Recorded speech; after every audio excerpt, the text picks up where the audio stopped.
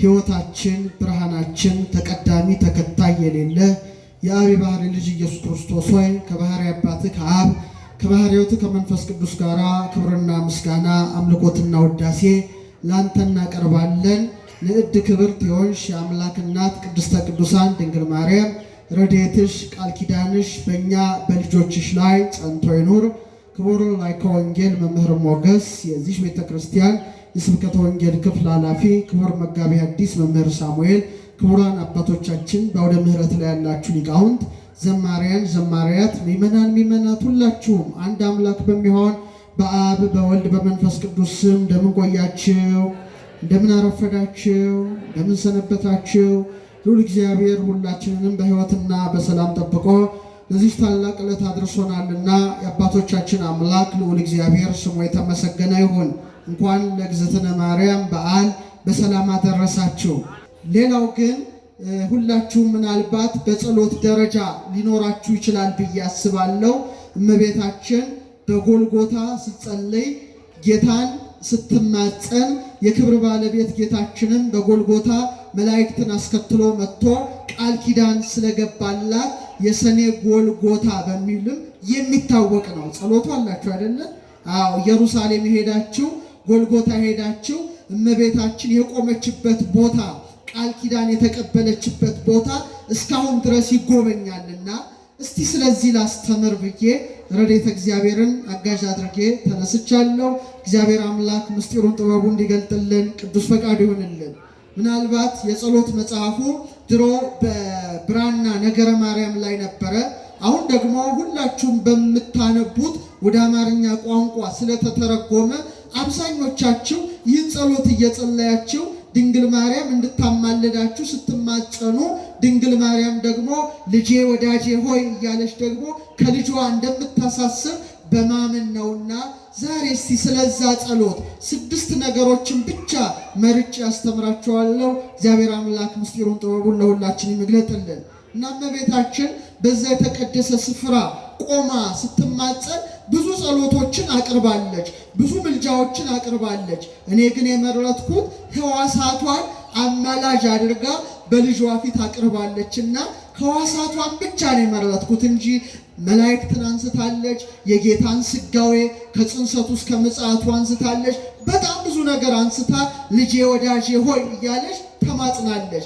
ግን የራሷን ሕዋሳት አማላጅ ስታደርግ መጀመሪያ ማህፀኗን አንስታለች፣ በመቀጠል ጀርባዋን አንስታለች፣ ቀጥላ አይኗን አንስታለች፣ በመቀጠል ከናፍሯን አንስታለች፣ በመቀጠል ጆሮዋን አንስታለች፣ በመጨረሻ ደግሞ ከሱ ጋር የተመላለሰ እግሯን አማላጅ አድርጋ በዛሬው ዕለት ወደ ልጇ ወደ ወዳጇ ጸሎትን አቅርባለች። ስለዚህ እነዚህ ነጥቦች ነው አንድ ባንድ እመቤታችን ከተናገረችው ጌታ ከገባላት ቃል ኪዳን ጋር አስተሳስረን የምንማረው የምስጢር ባለቤት እግዚአብሔር አምላካችን ምስጢሩን ጥበቡን ለሁላችንም ይግለጥልን። ከሕዋሳቷ መጀመሪያ ያነሳችው ማኅፀኗን ነው። ምን አለች? ልጄ ወዳጄ ሆይ ሰማይና ምድር ሊወስኑ የማይቻላቸው አንተን 9 ወር ከ5 ቀን በተሸከመች ማኅፀኔ ቃል ኪዳን ትገባልኝ ዘንድ እማልድሃለሁ የሚል ነው። እጅግ ድንቅ ልመና ነው። ምን አለች? ሰማይና ምድር አንተን ሊወስኑ የማይቻላቸውን 9 ወር ከ5 ቀን በተሸከመ በምኔ በማኅፀኔ እለምንሃለሁ ብላ ማኅፀኗን አማላጅ አድርጋ በልጇ ፊት ያቀረበችበት ዕለት ነው። በጣም ይደንቃል። እስቲ አስተውሉ። ሰማይና ምድር አንተን ሊችሉ የማይቻላቸው ስትል ኢሳይያስን የጠቀሰችው በኢሳይያስ 66ኛው ምዕራፍ ላይ እግዚአብሔር ምን አለ? ሰማይ ዙፋኔ ነው፣ ምድር የእግሬ መረገጫ ናት፣ ለእኔ ምን አይነት ቤት ትሰራላችሁ አለ ይላል እግዚአብሔር። ሰማይ ምኔ ነው? እነሱ እንጂ አይዟችሁ፣ ዙፋኔ ነው። ምድር ምኔ ናት? የእግሬ መረገጫ ናት። ታዲያ እግዚአብሔር የት ነው ያለው? አባታችን ሆይ እንዲህ ሲባል ምድርን ለቆ ሰማይ ላይ ያለ ብቻ ማለት አይደለም። ሰማይ ልዑል እንደሆነ እግዚአብሔርም ልዑለ ባህሪ መሆኑን መመስከር ነው እንጂ ከጽርሐ አርያም በላይ ርዝመቱ፣ ከበርባሮስ በታች ጥልቀቱ፣ ከአድማስ እስከ ናጌብ ስፋቱ፣ ከምስራቅ እስከ ምዕራብ፣ ከሰሜን እስከ ደቡብ ርዝመቱ አይባልም። ሁሉን የሚወስን ማን ነው? እግዚአብሔርን የሚወስን አለ? የለም። ስለዚህ ሰማይ ዙፋኔ ነው፣ ምድር የእግሬ መረገጫ ናት። ለእኔ ምን አይነት ቤት ትሰራላችሁ አለ የሰራዊት ጌታ እግዚአብሔር ይላል ኢሳይያስ ነው። እግዚአብሔር ማደሪያ ያጣ፣ ሰማይም ዙፋኑ ነው፣ ምድርም የእግሩ መረገጫ ናት። ምን ላይ ይደር? ለካ አንዲት ሰማይ አንዲት ምድር ነበረችው። እሷ ማናት? ድንግል ማርያም ናት። ሰማይ ዙፋኔ ነው እንዳለ ማኅፀኗን እንደ ዙፋን አድርጎ 9 ወር ከ5 ቀን አልተቀመጠም? ተቀምጧል። ምድር የእግሬ መረገጫ ናት እንዳለ 9 ወር ከ5 ቀን እግሩ ተረግጧታል። ስለዚህ ዳግሚት ምድር ናት። ለዚህ ነው ታላቁ አባት ቅዱስ ያሬድ ምን አለ? ሰማይ ወምድር ዘኢያገምሮ እፎንጋ ማኅፀነ ድንግል ጾሮ። ሰማይና ምድር የማይችለውን አምላክ እንዴት ምንኛ የድንግል ማርያም ማኅፀን ቻለው ብሎ ጥያቄ ጠይቃል። ቅዱስ ያሬድ ግን መልስ የለም። ይህ አስደናቂ ምስጢር ነው። እንደውም ቅዱስ ያሬድ ድጓው ላይ ምን ይላል መሰላችሁ? እስቲ አብረን እንበለው። የሚሸከማት ሲሆን በሉ እስቲ እንዴት ተሸከመችው? በጣም ያደንቃል። እፎ ጾረቶ እንዘውቱ ይጸውራ። የሚሸከማት ሲሆን እንዴት ተሸከመችው? ዓለምን የተሸከመ ማን ነው? እግዚአብሔርን ደግሞ በማኅፀኗ 9 ወር ከ5 ቀን የተሸከመች ማን ናት? የሚሸከማትን ተሸክመዋለች ማለት ነው። ዓለምን የተሸከመ እሷንም ጭምር የያዘውን እሷ ደግሞ በሥጋ ወስነዋለች። ይሄ ልዩ ነው። ስለዚህ ምን አለች? ሰማይና ምድር የማይወስኑትን አንተ 9 ወር ከ5 ቀን በተሸከመ በምኔ በማኅፀኔ እለምንሃለሁ ትላለች። ይሄን ማለት የምትችል ሀገረ እግዚአብሔር ድንግል ማርያም ብቻ ናት። ታላቁ ሊቅ አባ ጊዮርጊስ ዘጋስጫ ምን አለ? ከርሰ ድንግል አብዮ ተላለም አየራት።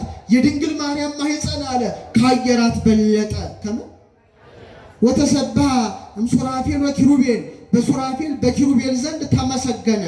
ከርሰ ድንግል ኮነ ታቦተ ወማኅደረ ለእግዚአብሔር አዶናይ።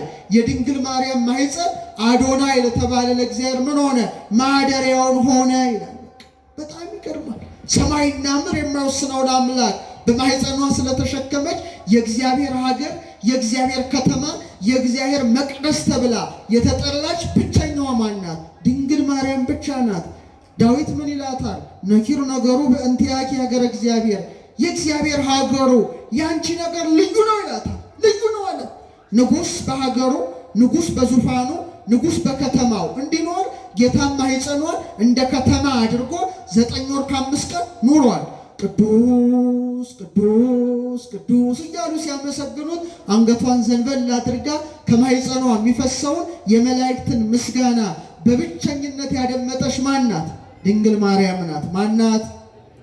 ስለዚህ ማኅፀኗ ዳግሚት ሰማይ፣ ሁለተኛ ሰማይ ሆኖ ማንን ቻለ? ፀሐዩን። ማንን ቻለ? ፀሐዩን። ፀሐዩ ማን ነው? እነስ እንጃ ይዘው ኢየሱስ ክርስቶስ ነው። በጣም አይገርማችሁ? ስለ ፀሐይ ትንሽ ልንገራችሁ። እኔ አስትሮኖሚ ጥናት ውስጥ ያለው ሰው ስለሆንኩኝ ፀሐይ በጣም ኃይለኛ ጉልበት ያላት ናት። በጣም ኃይለኛ ጉልበት ያላት ናት። ለምሳሌ በዚህ ዓለም ውስጥ ትልቁ የጦር መሳሪያ የሚባለው ምንድን ነው? ኒኩለር ነው አይደለ? ኒኩለር ቦምብ ከተተኮሰ አለቀልህ። ጨረሩም ምድርን ያጠፋል፣ መርዙም ምድርን ያጠፋል። ከባድ ነው። ስለዚህ ኃያላኑ መሳሪያው እንኳን ቢኖራቸው ደፍሮ አይተኩሱትም፣ ያጠፋል። አንድ ኒኩለር ማለት ነው በጣም ብዙ ድምጥማጥ ነው። ሂሮሺማና ናጋሳኪ ላይ አንዴ ያ ቦምብ ቢጣል ስንት ሚሊዮን ሰው እንዳለቀ ብዙዎቻችሁ ታውቃላችሁ። አሁን ደግሞ ኒኩለር ቢታኮሱ ቢያንስ የምድራችን ቢሊየን የሚጠጋ ህዝብ ወደ 2.5 ቢሊየን የሚሆን ሰው ሊሞት ይችላል። እግዚአብሔር ይጠብቀን። ይሄ በጣም ከባድ ሲሆን ወደ ፀሐይ ስትመጡ 100 ሚሊዮን ሃይድሮጅንን ወደ ሂሊየም ባንዴ በሰከንድ ውስጥ ሪያክሽን ታደርጋለች። ምን ማለት መሰላችሁ? 100 ሚሊዮን ኒውክሌር ቦምብ ማለት ነው በቅጽበት ውስጥ። ስንት አልኳችሁ? 100 ሚሊዮን ኒውክሌር ቦምብ ኃይል ማለት ነው። እግዚአብሔር ጠብቆን እንጂ የ3 ሰከንድ ኃይሏን ምድር ላይ ቢያርፍ የምድር ውቅያኖሶች ሁሉ በ3 ሰከንድ ውስጥ ይተናሉ። 6 ደቂቃ ደግሞ ጨመር ቢል የመሬታችን ክረስት ንጣፉ ከመኖር ወደ አለመኖር ይለወጣል። ፀሐይ እንዲህ ኃይለኛ ከሆነች ድንግል ማርያም እኮ በማኅፀኗ የተሸከመችው ፀሐይን ሳይሆን የፀሐይን ፈጣሪ ኢየሱስ ክርስቶስን ነው። ክብር ይግባት እናታችን። አልተቃጠለችም። አሁን አንዳንዶቻችሁ ጧፍ ይዛችኋል በእጃችሁ፣ ግን ለአንድ ደቂቃ እንኳን ጧፍ እሳት ላይ እጃችሁን መጨመር አትችሉም። ትችላላችሁ? ትቃጠላላችሁ። ጧፍ እንኳን መንካት አትችሉም።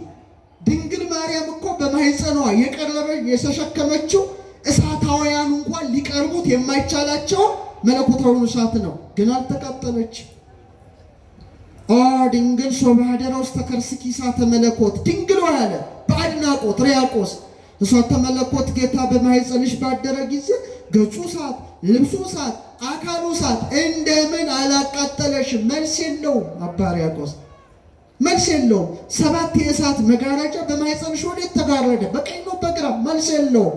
እንዘንስቲታ ባላንቲታ ነሻካል ስትል ኪሩብ የሚሸከሙት በኋላ እናነሳዋለን። ያ ዙፋን በማኅፀንሽ ወዴት ተተከለ? ወዴት ቆመ? እንዘንስት መራት አንቲ ታናሽ ሙሽራ ስትሆን ታዲያ እመቤታችንም ይህን ይዛ ሰማይና ምድር የማይወስኑትን አንተ 9 ወር ከ5 ቀን በተሸከመ ማኅፀኔ እማልድሃለሁ ትላለች። አቤት! እስቲ ትንሽ ገፋ እናድርገው። ስለዚህ ማኅፀኗ ሰማይ ሆኖ ማንን ያዘ? ፀሐዩን ያዘ። ደመና ሆኖ ማንን ያዘ? የሕይወት ዝናብ ኢየሱስ ክርስቶስን ያዘ። ንዑ እንከ ከመ ናልዕላ ለዛቲ ደመና ብርሃን እንተ ጾረቶ ለማየ ዝናብ ንጹሕ የዝናብ ውሃ ኢየሱስ ክርስቶስን ስትየጽምዋን ኢየሱስ ክርስቶስን የተሸከመች የብርሃን ደመና የተባለች ቅድስት ድንግልን እናከብራት እናገናት ዘንድ ኑ ተሰብሰቡ አለ። ቤተ ስብሐት ሆኖ ፈጣሪን ተሸከመ። ምስክሩ ማን ነው? ሄኖክ ነው። ፔካ ዙፋን ሆኖ ጌታን ያዘ። ምስክሩ ማን ነው? ሄኖክ ነው። ማኅፀኗ ሐረግ ሆኖ በጉን ተሸከመ። ምስክሯ ማን ነው? ይስሐቅ ነው። ማኅፀኗ መሰላል ሆኖ ንጉሡን ተሸከመ። ምስክሯ ማን ነው? ያዕቆብ ነው። ማኅፀኗ ሐመልማል ሆኖ ነበልባሉን ተሸከመ። ምስክሯ ማን ነው? ነቢየ እግዚአብሔር ሙሴ ነው። ማኅፀኗ ሲና ሆኖ አካላዊ ቃልን ተሸከመ። ምስክሯ ማን ነው? ሙሴ ብቻ ነው። በቃለ ኃይሉ አለ ያሬድ ዘየፌትት በረደ ድንግል በከርሳ አግመረት ነደ እምግርማ እበዩ ሙሴ ዘረይደ እመ ወላዲቷ ኮነቶ ገሃደ። ክረምት ላይ በረዱን የሚፈረካክሰው ሙሴ ሲና ተራራ ላይ የተንቀጠቀጠለት ነዲዱን እሳት ድንግል ማርያም አለ በማኅፀኗ ተሸከመችው። መሸከም ብቻ አይደለም፣ እናቱን ወላጁን ሆና ተጠራች። ማኅፀኗ መሶበ ወርቅ ሆኖ መናውን ተሸከመ። ሙሴ መስክር። ማኅፀኗ ታቦት ሆኖ ጽላት ሆኖ ቃሉን ተሸከመ። ምስክሯ ማን ነው? ነቢዩ ሙሴ ነው። ማኅፀኗ ጠረጴዛ ሆኖ ህብስቱን ተሸከመ። ማኅፀኗ ማዕጠንት ሆኖ ፍህሙን ተሸከመ። ማኅፀኗ ድንኳን ሆኖ ሊቀ ካህናት ክርስቶስን ተሸከመ።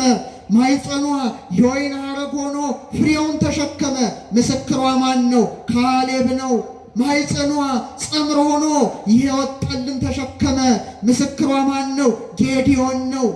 ማኅፀኗ ማሰሮ ሆኖ ጨውን ተሸከመ። ምስክሯ ማን ነው? ኤልሳ ነው።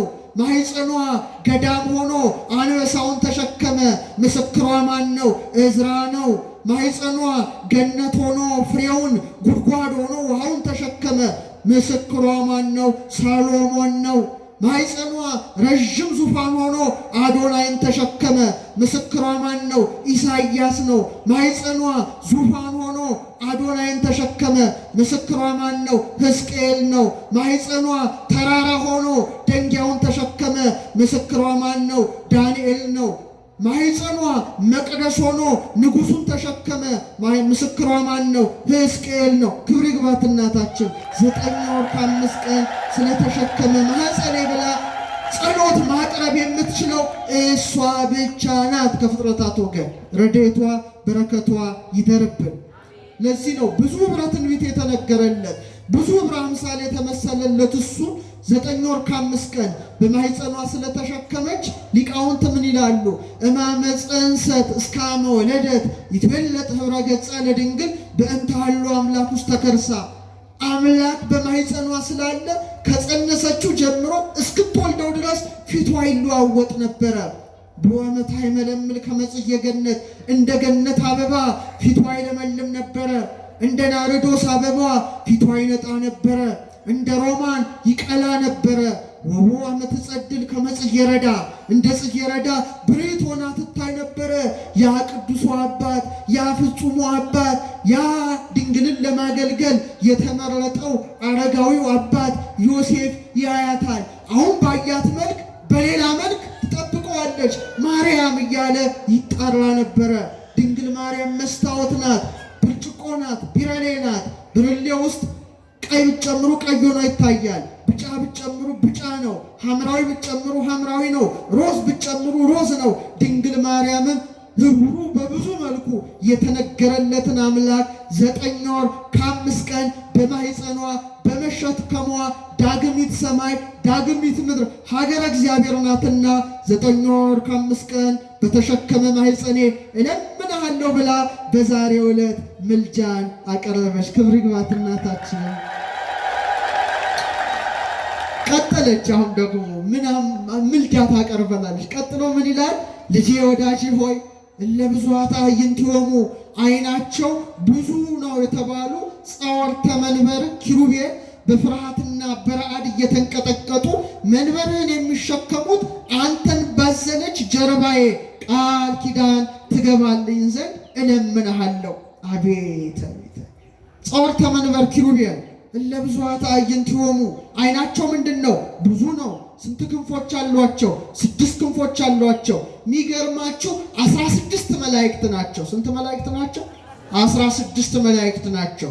12ቱ ከውስጥ 4ቱ ከውጭ ስለሚታዩ አርባዕቱ እንስሳ ይባላሉ እንጂ ገጸ ሰብእ 4 ፊት አለው፣ ገጸ አንበሳ 4 ፊት አለው፣ ገጸ ላህም 4 ፊት አለው፣ ገጸ ንስር 4 ፊት አለው። ሲደመር 16። 12ቱ ከውስጥ ናቸው። እነዚህ መላእክት የማንን ዙፋን ተሸክመዋል? በሞቴ ንገሩኝ። የእግዚአብሔርን ዙፋን ተሸክመዋል። ኢሳይያስ 6 አንብ፣ ሕዝቅኤል 1 አንቡ። በጣም በአስፈሪ ግርማ ነው የተሸከሙት። በጣም ጥሩ። ግን ያንን አምላክ በጀርባው ያዘለችው ማን ናት? ድንግል ማርያም ናት።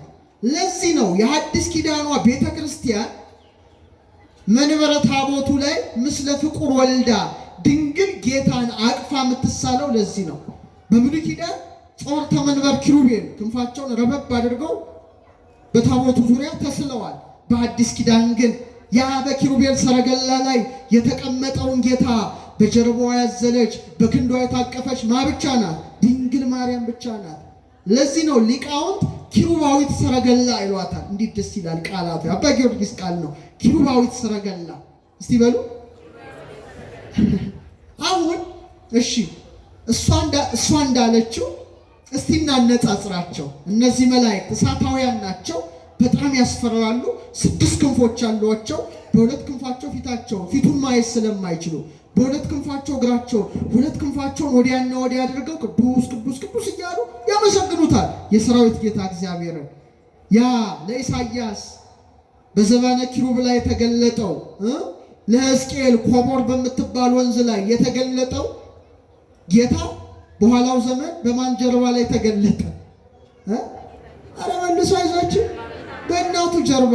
ስለዚህ ኪሩቤል ይበልጣሉ ወይስ የእሷ ጀርባ ይበልጣል? የኪሩቤል ሰረገላ።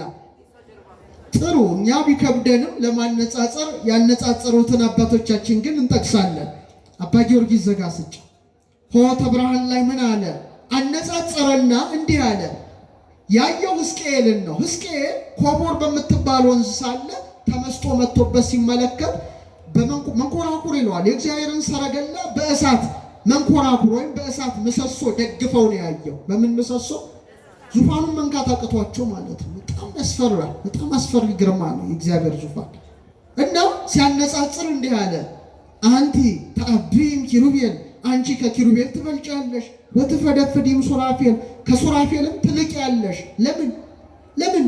እስመ ሱራፌል ወኪሩቤል በሰረገላ እሳት ይጸውርዎ ልጅሽን አለ። ኪሩቤልና ሱራፌል በእሳት ሰረገላ ይሸከሙታልና። በምን? በእሳት። ወበምጽናቲሁ ዘእሳት ይጼኑ መንበሮ፣ ዙፋኑንም አለ በእሳት ምሰሶ ይደግፋሉና። አንቲ ሰጦርክዮ በከርስኪ፣ አንቺ ግን አለ ያንን አምላክ በማኅፀንሽ ተሸከምሽው። ወአቀፍክዮ በአብራክኪ፣ በጉልበቶችሽም አቀፍሹ ካለ በኋላ ወሐዘልኪዮ በዘባንኪ በጀርባሽም አዘልሽው። በምንሽ አዘልሽው? ህየንተ ሰረገላ እሳት አብራክኪ ኮና በእሳቱ ሰረገላ ፋንታ ጉልበቶችሽ ተተኳል። እነዛ በሰረገላቸው ሲሸከሙት የኔና የናንተ ንግስት በጉልበቶቿ ታቀፈችው። ህየንተ ምጽናቲው ዘእሳት አእዳውኪ ኮና በእሳቱ ምሰሶ ፈንታ እጆችሽ ተተኳለ። ምኖችሽ? እነዛ ዙፋኑን በእሳት ምሰሶ ሲደግፉ ድንግል ማርያም ግን ዓለምን የሚደግፈውን ጌታ ሕፃናት ናላ ያወርዳቸዋል ብለው ወላጆች በክንዳቸው በእጇቸው እንዲደግፋቸው በእጆቿ ደገፈችው። ክብር ለጀርባዋ፣ ክብር ለክንዷ፣ ክብር ለጉልበቷ፣ ክብር ለሁለንተኗ።